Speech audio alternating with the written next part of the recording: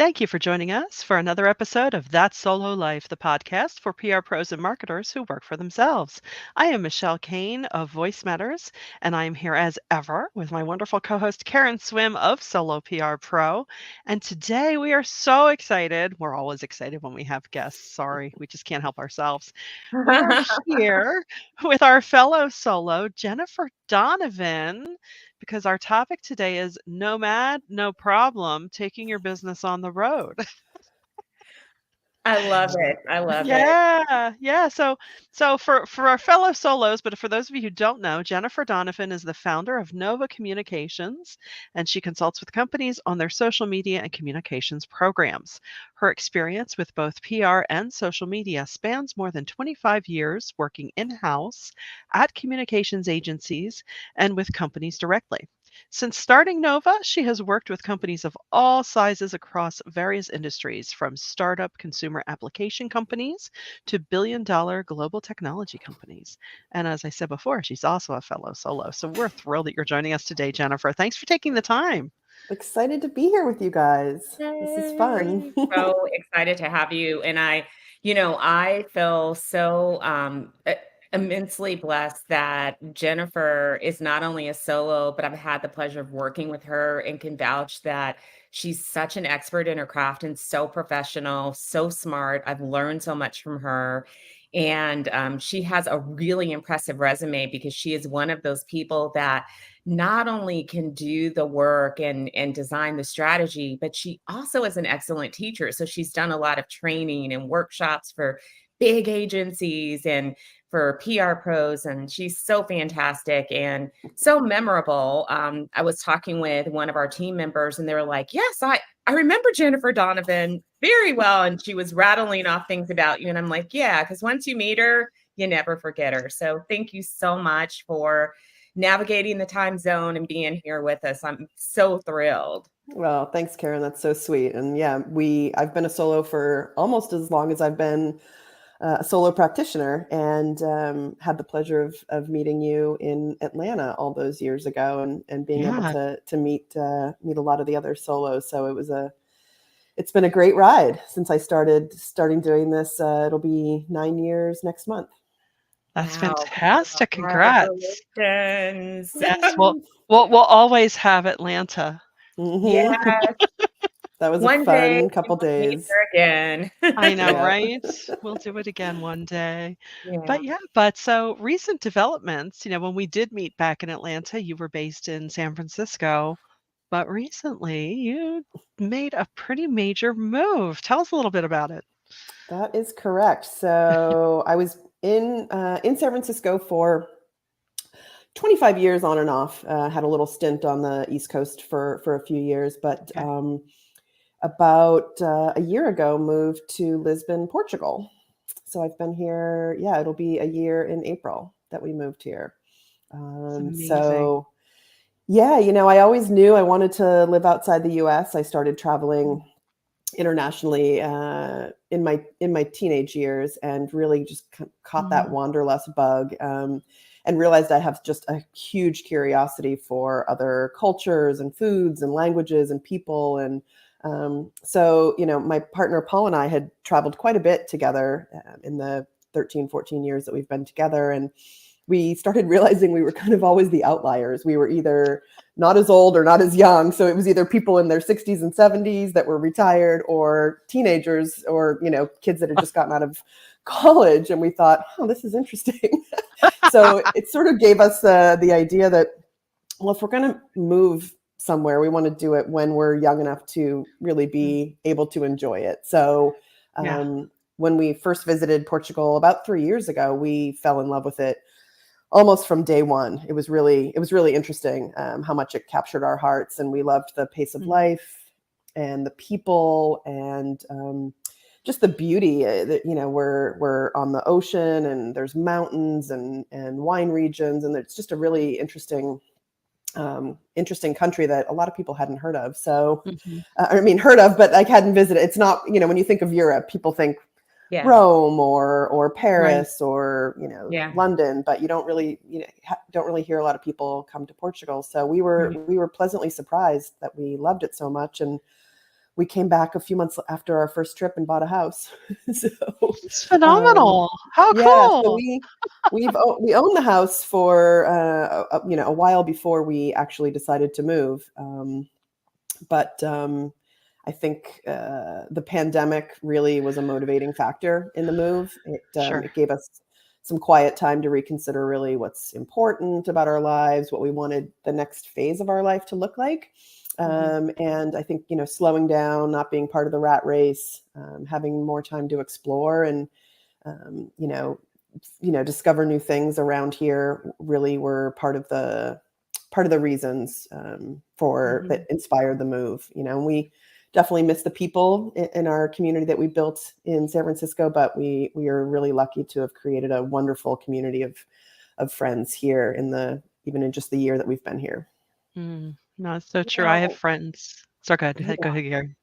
since the pandemic, I've heard, obviously it was a major shift across the globe that has us all rethinking and redesigning our lives. And so I've heard Mhm. a lot more people wanting to either live abroad part of the time or they're thinking ahead about relocating somewhere else.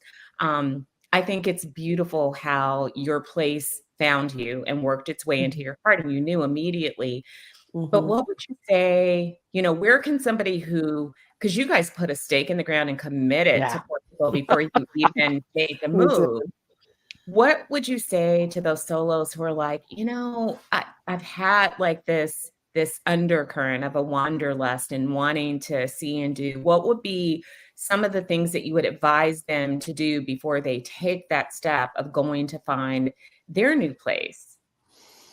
That's a good question. I think there's a lot of factors that came into play and what really made it feel like home to us. And from the get go was, um, I think we looked at it from a sort of, I guess, what we wanted our lifestyle to be and what we wanted, how we wanted to feel. And I think, as Right. much as I love San Francisco, the cost of living was really, really high, and the level of safety was getting lower and lower every day. So I think we looked at it from a safety perspective. We looked at it in terms of, political, leaning and acceptance of others and the diversity of the place.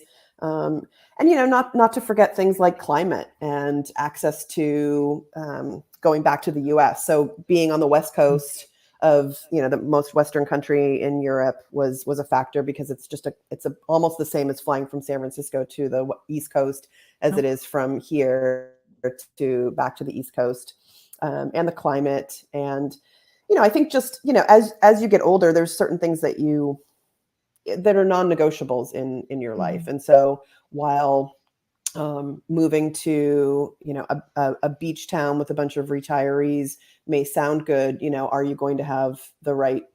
Are you going to be able to make the right connections, or is that going to give you Mm. the access to arts and culture and music that you might be looking for? So I think thinking of the things that you really enjoy in your life, and are you Mhm. going to be able to find those in a new environment? And a lot of the other things will sort of fall into place. I think for me, I realized that my worries and my concerns were really my biggest hurdles when we thought about moving Mhm. here. But um, at the end of the day, it was really easier than we thought it would be. But from a business perspective, I think there's things you need to take into account. Obviously time zones and adjusting your work hours, Sure. finding new business depending on what industry you're in. Mhm. If you don't speak the language, maybe finding new business and new clients in that country may be difficult unless you do speak the language or there's a high proficiency of your native language there. So that's something that I had to consider, as well as budgets being different than they may be in the US if we're comparing US to other parts of the world. But on the flip side, there's cheaper Wi-Fi, cheaper cost of living. So there's some trade-offs there too. Yeah, absolutely. Yeah, that's what I was thinking. Wi-Fi, making sure that the infrastructure, not just Hmm. the business community, but the infrastructure is sound because if you can't get good Wi-Fi, we're dead in the water. Right. And what was surprising is we realized our Wi-Fi here was 4 to 5 times stronger than it was in Silicon Valley, which Of go figure. course. Yeah. Of course.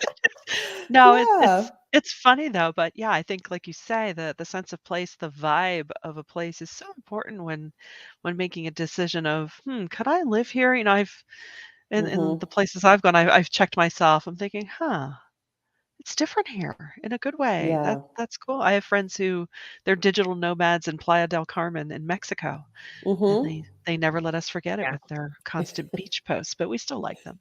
Sure.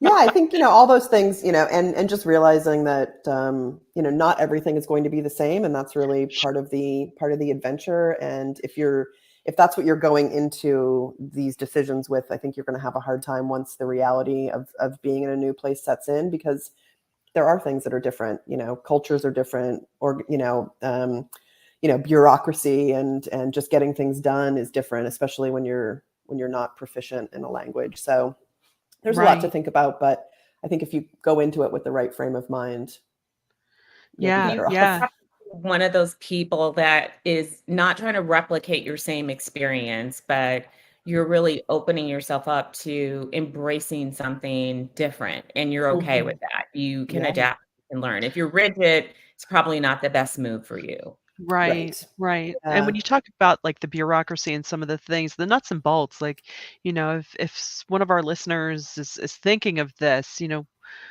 what are the things that maybe we might overlook, or, as far as visas, or, how Health to even insurance health and insurance, right? How to even be able yeah, to get work to Yeah. So I think legally. one of the things that's different now, as opposed to maybe when somebody did this even 15 years ago, is the accessibility of information on the internet Mhm. and Facebook communities that offer a lot of information. So there's a few expat communities that we were part of on Facebook and other communities online that really gave us a lot of tips and Mhm. skills and connections and opportunities to ask questions. So we found the visa process was actually pretty easy. You just, you had to not be a criminal and have enough money in the bank to meet the requirements. And I think you'd be surprised some of Yeah, the countries. I think there are a few countries that require you to have quite a bit of money because they don't want you to um, really take advantage of their social services and things like that. But sure. for Portugal, it was just the equivalent of a year's salary. And unfortunately, the yearly salary here, the average yearly salary is between like $7,000 and $8,000. So essentially that's all we needed to have in the bank to show that Wow. we could do that. Our overall, I mean, again, I came from San Francisco, so pretty high cost of living, but ours went Yeah, down by about 75% when we moved here. that's incredible. So healthcare for both me and my partner is, I think, $85 a month for the two of Gonna make us. us cry, aren't you? You're gonna make us cry. You're gonna make us cry right yeah, now.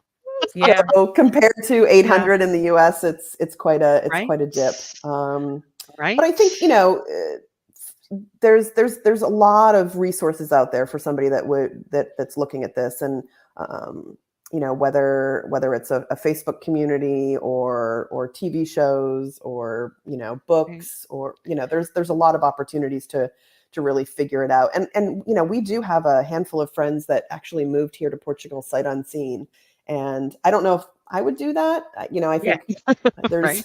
there's a few things that I would probably want to figure out beforehand, but so I think maybe narrowing down your choices and then visiting a Mhm. place and maybe spending time in that place at different times of the year as well, because there are places where maybe it's really touristy in the summer, but it's really dead in the winter, and so I think just kind of figuring out Mhm. how it fits in with your lifestyle is important.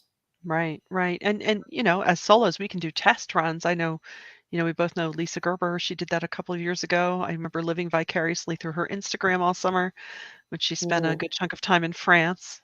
yeah, Um, and that's the beauty of being a solo. We do to a certain degree have that ability to just pull up roots because yeah, just absolutely. Need Wi-Fi and our dream. Uh, Right.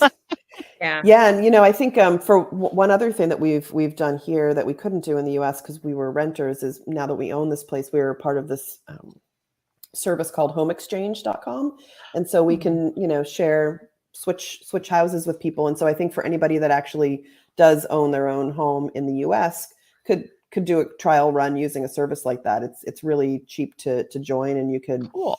go spend a few weeks in a place, and when you take out the cost of accommodations when traveling, it really cuts down the cost, the overall cost, quite a bit.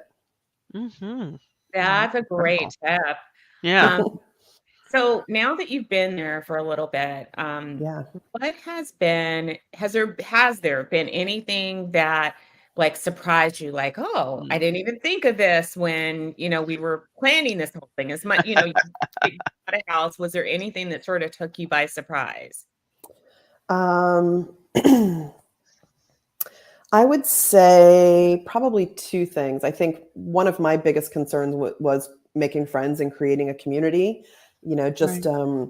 being a solo, so I didn't have an office to go into to meet people. Not having kids, so I didn't have this instant Mm-hmm. community through my child's school or activities and things like that. So I think Mm-hmm. I was really surprised at the ability to create a community here. Everybody that we've met is really looking for a new experience as well. And so I feel like we have this common connection. So Mm-hmm. that's been really great. I think it's kind of silly and doesn't have anything to do with work, but the cheap airfare has been an incredible surprise. So I mean, we've been to I think 5 other countries Uh, since we've moved here, right. and um, the airfare, we're going to Italy next week, and we have a one-way ticket to Venice, and that was $21 from Lisbon. So when you look at the cheap airfare and this home exchange, it's kind of nice to be able to go explore other parts of That's Europe for incredible. yeah. So That's I think incredible. those were really the big surprises. I mean, I Mhm. think it just gets to the when you think about it at its core, really, um, you know, people are all the same, at the core, right? I mean, Yeah. so even though it's a different country and a different language and a different culture, there really weren't huge surprises. Mhm. So that's Mhm. been Yeah. really nice to realize. That's terrific. So let me ask a question that solos may be thinking. We know that the digital nomad trend, going and working and living in different places is also really hot and it continues to grow. And there may be solos out there that are like, I just want to spend some time traveling. What are from your personal experience, when you're keeping your US customers, whether you are Mm. moving permanently or you just want to spend some time traveling Mhm. abroad and keeping your business going, how do you do that? What are the things that you need to have, like a checklist of things like, I need to keep my US client base, I need to keep business moving, but I want to travel and experience life. What should they keep in mind?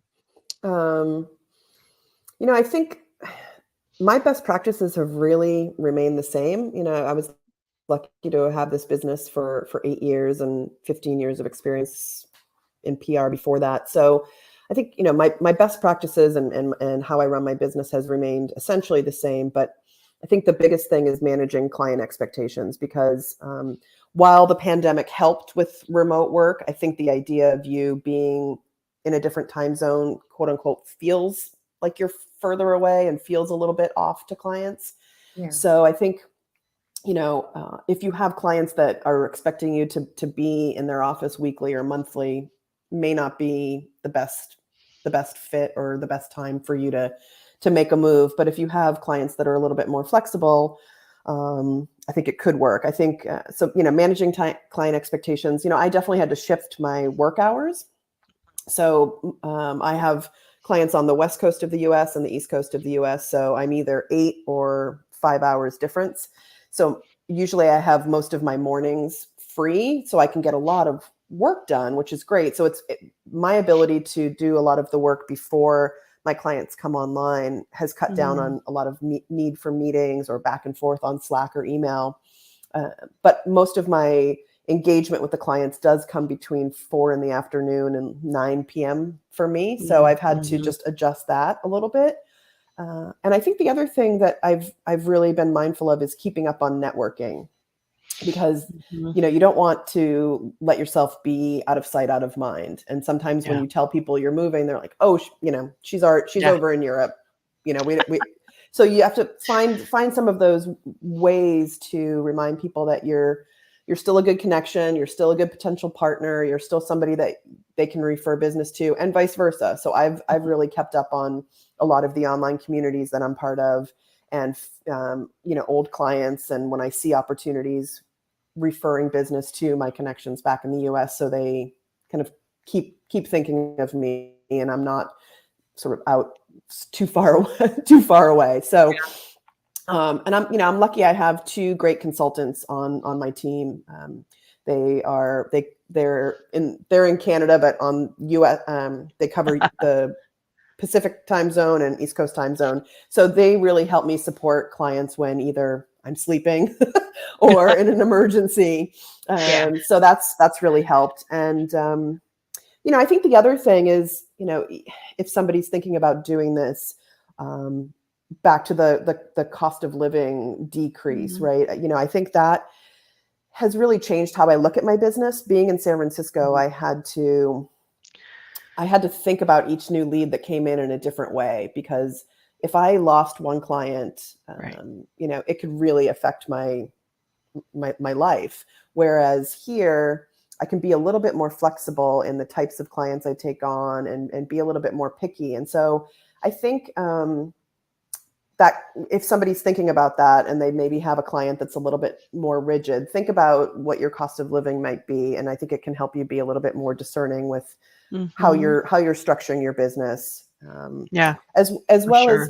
as, there's potential for, again, I have two awesome consultants that have worked with me for years, back in Canada, but there's also the opportunity to start to nurture those connections in the country that you're moving to. And so, whereas the hourly rate for a consultant in the US or Canada will be probably quite a bit higher, if I needed some extra support here, I could probably find that at a lower rate, while still, I'm getting paid in US dollars, but if I could find some support and support the locals and the local economy, that can help you adjust how you think about your business and your client load and all of that. Right. Speaking of financials, and not to dig too deep, but something solos should probably keep in mind is, clearly you're probably still either have dual citizenship or maintain citizenship, so the IRS still wants what they want. Yes. So you probably Yes. want to find a good accountant that's savvy in someone who is a digital nomad or someone who lives abroad. Yeah, absolutely. So as a US citizen, you will always, regardless of if you make a dime in the US, you always have to file your taxes every year, even if you just put your name and social security number and all zeros. So that's something that will never go away. I actually haven't made any income from a Portuguese source yet. But I still, so you still have to file again here. But I have a great accountant. She actually lives here, but she's registered to do work in the US. So she understands how to work with people with US citizenship, that are, so my LLC is still based in the US, and you file those first, and then you show Portugal that you didn't make any money from a Portuguese source. But yeah, that's really, really important. And, there are, financial wise, there are some other things to think about in terms of bank accounts and mailboxes. So we have a virtual mailbox now that everything gets sent to, because the mail system here is, it's private and a little, interesting. It doesn't work as well as we would like. So we have a virtual mailbox, and it is, some banks don't allow you to open an account with a virtual mailbox. You actually have to have a physical address. So, there are some things from like a running your business and, banking, and like how you get paid and how you pay your consultants. So thinking of those things, I think that's a few, but nothing that's unmanageable or unreasonable as a hurdle, for sure. Yeah. I did not even know that there were virtual mailboxes. So I know. good I'm like, ooh. and interesting to hear the Yeah. private doesn't work so well because, as you know, we have this little problem with the U.S. postal system, and it doesn't always Yeah. work well either. Right. Yeah, the virtual mailboxes are great. What they do is they send you a message. There's an app, and they send you a message when you get a new piece of mail, and you can either have them open it, or if you know that it's a piece of junk mail, you can just have them recycle it or shred it. And Nice. if you actually do need that piece of physical mail, sometimes you can just save it as a PDF, and that's all you need. But if you do need it, those services will actually send it via FedEx or UPS to you wherever you are. Love it. Love Yeah. it. No. Yeah, that's a good option for people who might be moving around a bit to set that Mm-hmm. up because Right. they're not going to be in one place for a long period of time and they have that option. I love that. Yeah. Yeah. And the other thing that I did with my LLC is I moved everything out of California Okay. because California is kind of a tricky state. When you move out of the country, they still try and get you for state taxes. Mhm. So I Yeah. moved my LLC to a income, non-state tax state, if you will. So Perfect. I chose Delaware to have something in Delaware. common with Joe Yeah. Biden. um, so that was another thing that I thought of in terms of kind of association with your home state. It Yeah. was easier for us because we didn't own any property in California, but I think Mhm. if somebody was moving abroad but still keeping a house, you could still use that as your home address. You wouldn't Sure. necessarily need the virtual mailbox, but so there's Sure. a few things to think about there. Yes, we made many a trip across the Pennsylvania border to go shopping at the Christiana Mall in college just to avert the sales tax. Yep, I did the But same growing up in Massachusetts, going over to New Hampshire. buying a major appliance, let's look in Delaware. Yep, Yeah. exactly. That's really nice. Um, Yeah. These are some really good tips. And Yeah. I'm so jealous. You and I had the opportunity to talk recently, and you were yeah. sharing some of the places that you've been. And I'm so jealous about the airfares because there's not one single No. place in the US you could go for No, 21. No I place. absolutely think not. Especially a I 2.5 hour barely flight. drive right? across town with the price Right. of gas for Yeah. $21. So I I'm super jealous. I Well, can gas drive is to expensive here for sure as yeah. well, It's but it's it's about always seven, eight been dollars a gallon. yeah, it's Hmm. always been pretty expensive in Europe, I think, right? It Yeah. it has, yeah. I can Um, drive 2 hours and pay maybe $16 toll on the Verrazano, so yay me. yeah. But it's Yeah, we're not lucky. It's fun to be able to explore for low cost. It's cheaper than Yeah. probably taking a train from San Francisco to Sacramento for us flying to It's so Italy. true. Yeah, yeah, I have love friends. that. I have British friends every year they'll, "Oh, we're renting a villa in Tuscany," and it sounds so exotic, and I think, it's probably costing them less than if I would get a hotel at the Jersey Shore for a week, I which is know. really depressing, so I don't dwell on it. Yep. I'm not bitter. "It's fine, it's all fine." Yeah, One they're always day, like Michelle. I know, right? They're like, "You need to come over." I'm like, "It's cheaper for you people to come see me," but whatever.